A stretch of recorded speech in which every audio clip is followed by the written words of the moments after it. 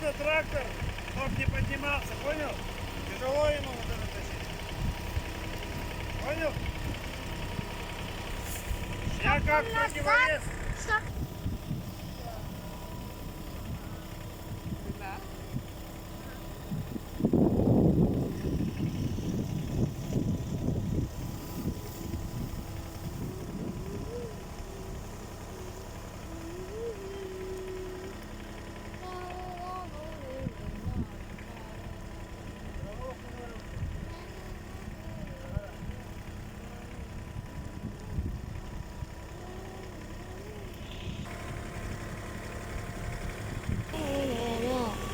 Вот такую траву скашивают.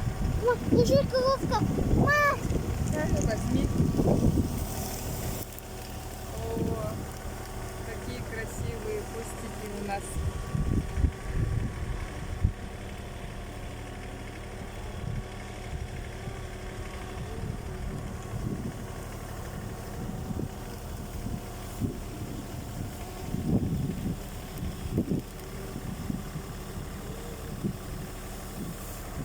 Иди, куда пошел?